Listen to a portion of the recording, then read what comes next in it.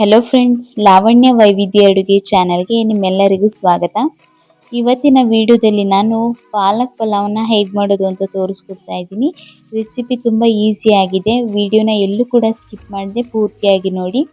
ಹಾಗೆಯೇ ನೀವು ಇನ್ನೂ ನಮ್ಮ ಚಾನಲ್ನ ಸಬ್ಸ್ಕ್ರೈಬ್ ಆಗಿಲ್ಲ ಅಂದರೆ ಪ್ಲೀಸ್ ನಮ್ಮ ಚಾನಲ್ನ ಸಬ್ಸ್ಕ್ರೈಬ್ ಮಾಡ್ಕೊಳ್ಳಿ. ಹಾಗೆ ಪಕ್ಕದಲ್ಲಿರೋ ಬೆಲ್ ಐಕಾನ್ನ ಪ್ರೆಸ್ ಮಾಡಿ. ಬನ್ನಿ ಈಗ ಹೇಗೆ ಮಾಡೋದು ಅಂತ ನೋಡೋಣ. ಮೊದಲಿಗೆ ಮಸಾಲೆ ರುಬ್ಬೋದಕ್ಕೆ ನಾನಿಲ್ಲಿ ಒಂದು ಅರ್ಧ ಹಿಡಿಯಷ್ಟು ಬೆಳ್ಳುಳ್ಳಿ, ಹಾಗೆಯೇ ಒಂದು 3/4 ಇಂಚಷ್ಟು ಶುಂಠಿನ ತೊಗೊಂಡಿದ್ದೀನಿ.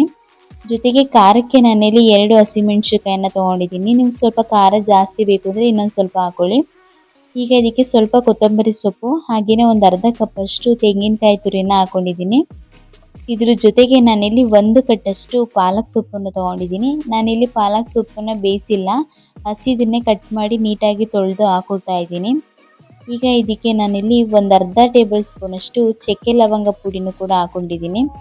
ಈಗ ಇದಕ್ಕೆ ಸ್ವಲ್ಪ ನೀರನ್ನು ಹಾಕಿ ಫುಲ್ಲು ನುಣ್ಣಗೆ ರುಬ್ಕೊಂಡು ಬರಬೇಕು. ಈಗ ಇದು ಚೆನ್ನಾಗಿ ರುಬ್ಬಿದಾಗಿದೆ. ಅದಾದಮೇಲೆ ಗ್ಯಾಸ್ ಸ್ಟವ್ ಮೇಲೆ ಒಂದು ಕುಕ್ಕರ್ನ ಬಿಸಿಗಿಟ್ಟು ಅದಕ್ಕೆ ಒಂದು 4ರಿಂದ 5 ಟೇಬಲ್ ಸ್ಪೂನಷ್ಟು ಎಣ್ಣೆ, 1 ಟೇಬಲ್ ಸ್ಪೂನಷ್ಟು ತುಪ್ಪನ ಹಾಕೋತಾ ಇದ್ದೀನಿ. ಚೆನ್ನಾಗಿ ಬಿಸಿ ಆದಮೇಲೆ 1-2 ಏಲಕ್ಕಿ, ಸೋಂಪು ಕಾಳು, ಹಾಗೆಯೇ ಮರಾಠಿ ಮೊಗ್ಗು, ಅನಾನಸ್ ಹೂವು, ಒಂದು 3 ಪಲಾವ್ ಎಲೆನ ಹಾಕೋತಾ ಇದ್ದೀನಿ. ಅದ್ರ ಜೊತೆಗೆ ಒಂದು ಸ್ವಲ್ಪ ಕಸೂರಿ ಮೇಥಿ, ಹಾಗೆಯೇ ಒಂದು ಸ್ವಲ್ಪ ಗೋಡಂಬಿನ ಹಾಕೋತಾ ಇದ್ದೀನಿ.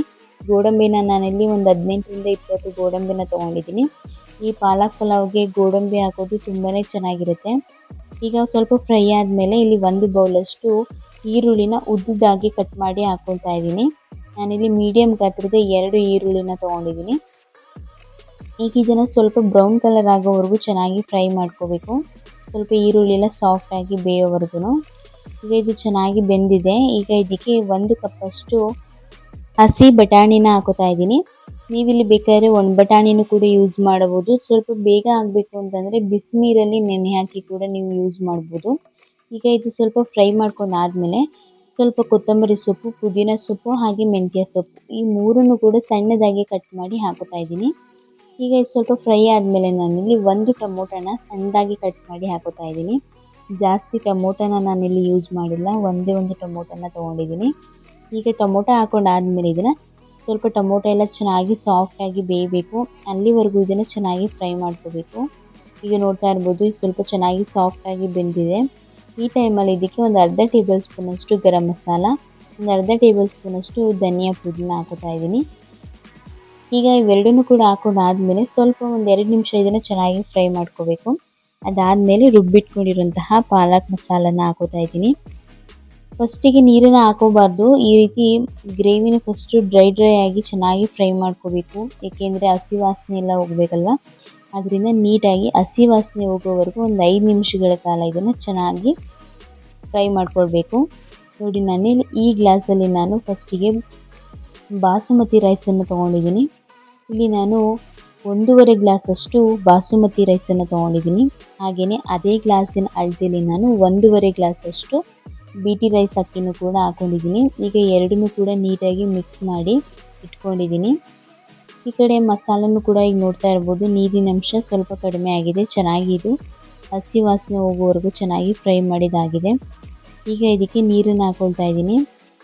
ನಾನು ಅಕ್ಕಿನ ಯಾವ ಪ್ರಮಾಣದಲ್ಲಿ ತೊಗೊಂಡಿದ್ದೋ ಅದನ್ನು 2ರಷ್ಟು ನೀರನ್ನು ಇಲ್ಲಿ ಹಾಕ್ಕೊಳ್ತಾ ಇದ್ದೀನಿ. ಈಗ 1.5 ಲೋಟ, ಅದು 1.5 ಲೋಟ BT ರೈಸ್ ಅಕ್ಕಿ ಹಾಕಿರೋದ್ರಿಂದ 3 ಲೋಟ ಆಯಿತು. ಅದರಿಂದ ಇಲ್ಲಿ ನಾನು 6 ಲೋಟದಷ್ಟು ನೀರನ್ನು ಹಾಕಿ ಇದು ಚೆನ್ನಾಗಿ ಕುದಿಯೋ ಟೈಮಿಗೆ ರುಚಿಗೆ ತಕ್ಕಷ್ಟು ಉಪ್ಪನ್ನು ಹಾಕ್ತಾಯಿದ್ದೀನಿ.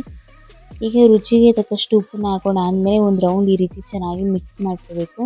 ಅದಾದಮೇಲೆ ಸಣ್ಣದಾಗಿ ಕಟ್ ಮಾಡಿರೋ ಕೊತ್ತಂಬರಿ ಸೊಪ್ಪನ್ನ ಹಾಕ್ತಾಯಿದ್ದೀನಿ. ಕೊತ್ತಂಬರಿ ಸೊಪ್ಪನ್ನ ಹಾಕಿ ಒಂದು ರೌಂಡ್ ಈ ರೀತಿ ಚೆನ್ನಾಗಿ ಮಿಕ್ಸ್ ಮಾಡಿಕೊಂಡು, ನೋಡಿ ನಾನು ಅಕ್ಕಿನ ತೊಳೆದಿಲ್ಲ, ಹಾಗೆಯೇ ಅಕ್ಕಿನ ಹಾಕ್ತಾಯಿದ್ದೀನಿ. ಏಕೆಂದರೆ ಈ ಬ್ಯಾಗ್ ಅಕ್ಕಿಗಳೆಲ್ಲ ಫಸ್ಟಿಗೆ ಪಾಲಿಷ್ ಮಾಡಿರ್ತಾರೆ, ಮತ್ತೆ ತೊಳೆಯೋದ್ರಿಂದ ಅಲ್ಲಿರುವಂತಹ ಸತ್ವ ಎಲ್ಲ ಹೋಗ್ಬಿಡುತ್ತೆ. ಆದ್ದರಿಂದ ಈ ರೀತಿ ತೊಳೆದಂತೆಯೇ ಹಾಕ್ಕೊಳ್ತಾ ಇದ್ದೀನಿ. ಹಾಕೊಂಡಾದ್ಮೇಲೆ ಈ ರೀತಿ ಚೆನ್ನಾಗಿ ಮಿಕ್ಸ್ ಮಾಡಿಕೊಂಡು ಒಂದು ಅರ್ಧ ಹೋಳಷ್ಟು ನಿಂಬೆಹಣ್ಣಿನ ರಸನ ಹಿಂಡ್ತಾ ಇದ್ದೀನಿ. ನಿಂಬೆಹಣ್ಣಿನ ರಸನ ಹಾಕೊಂಡಾದ್ಮೇಲೆ ಕುಕ್ಕರ್ ಮುಚ್ಚಳ ಮುಚ್ಚಿ 1 ವಿಷಲ್ ಕೂಗಿಸ್ಕೊಂಡ್ರೆ ಸಾಕಾಗುತ್ತೆ. ಈಗ ಒಂದು ವಿಷಲ್ ಆಗಿದೆ, ಈಗ ತಣ್ಣಗಾಗಿದೆ ಕೂಡ. ಈಗ ಓಪನ್ ಮಾಡಿ ನಾನು ನಿಮಗೆ ತೋರಿಸ್ತಾ ಇದ್ದೀನಿ. ನೋಡಿ ಎಷ್ಟು ಚೆನ್ನಾಗಿ ಕಾಣಿಸ್ತಾ ಇದೆ ಅಂತ. ಮಸಾಲೆ ಎಲ್ಲ ಸ್ವಲ್ಪ ಮೇಲ್ಗಡೆ ಬಂದು ನಿಂತಿರುತ್ತೆ. ಈಗ ಇದು ಚೆನ್ನಾಗಿ ಮಿಕ್ಸ್ ಆಗೋ ರೀತಿ ಎಲ್ಲನೂ ಕೂಡ ಮಿಕ್ಸ್ ಮಾಡಬೇಕು. ಬಟಾಣಿ ಎಲ್ಲ ನೋಡಿ ಎಷ್ಟು ಮೇಲೆ ಬಂದಿದೆ ಅಂತ. ಈಗ ಚೆನ್ನಾಗಿ ಮಿಕ್ಸ್ ಮಾಡ್ಕೊಂಡಿದ್ದಾಗಿದೆ. ರುಚಿ ರುಚಿಯಾದಂತಹ ಪಾಲಕ್ ಪಲಾವ್ ರೆಡಿಯಾಗಿದೆ. ನೀವು ಕೂಡ ಒಂದ್ಸಲ ಮನೇಲಿ ಟ್ರೈ ಮಾಡಿ, ಖಂಡಿತ ನಿಮಗೆ ಇಷ್ಟ ಆಗುತ್ತೆ. ಹಾಗೆ ಈ ವಿಡಿಯೋ ಇಷ್ಟ ಆಗಿದ್ದರೆ ಪ್ಲೀಸ್ ಈ ವಿಡಿಯೋನ ಲೈಕ್ ಮಾಡಿ, ನಿಮ್ಮ ಫ್ರೆಂಡ್ಸು ಮತ್ತು ಫ್ಯಾಮಿಲಿಗೆಲ್ಲ ಶೇರ್ ಮಾಡಿ. ಹಾಗೆ ಕಮೆಂಟಲ್ಲಿ ತಿಳಿಸಿ ಹೇಗೆ ಬಂತು ಅಂತ. ಧನ್ಯವಾದಗಳು.